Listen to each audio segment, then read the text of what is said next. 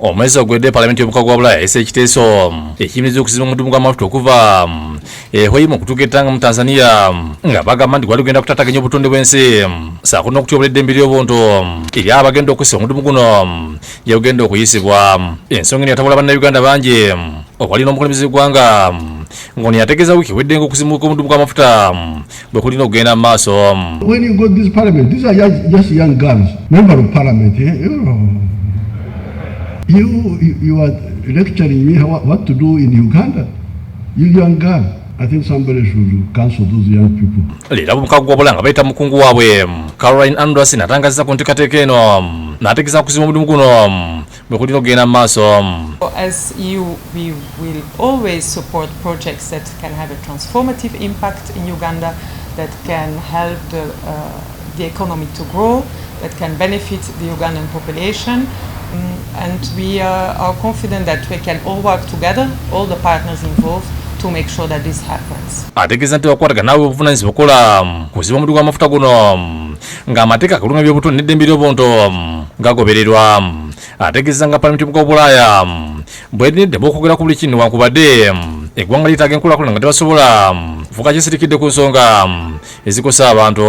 Of course, we can't be deaf to the concerns that have been expressed. It's still a European Union institution, so we have to listen to the concerns. But we feel that these concerns are concerns that are widely shared by the Ugandan population, by the Ugandan government, by all the stakeholders involved. I think it's in everyone's interest to make sure that a big investment, a big project like this project is managed in a sustainable way, in a way that is compatible with international rules and regulations. Mwalamulo lwaki Omukungu gwa Bulaaya gwali gwayimiriza ebyamaguzi bya wano katale ke bategeeza nti abakutabeera na mutino kati bakwataganya gavumenti okulaba nga bamala obuzibu buno. We will also put some focus on supporting Ugandan private sector companies in reinforcing their capacities and their knowledge and their expertise to export to Europe.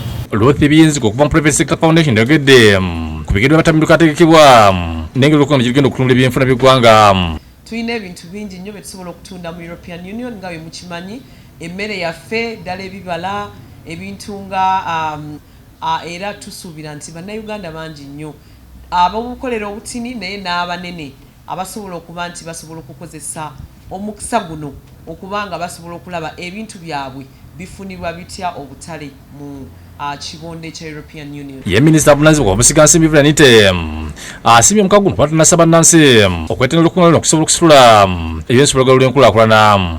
Apply through Uganda Investment Authority and PSFU and even directly on the websites of European Union to participate. And for us, our target is bringing advanced technology and knowledge and capital from Europe. Olukungaana lwakwetebwa amawanga asoma 20 nga lwakugula omukulembeze w'eggwanga Yoweri Museveni Yamunyonyo. Ndisali Mutyaba yakusakidde Green ku Abyogeredde TV.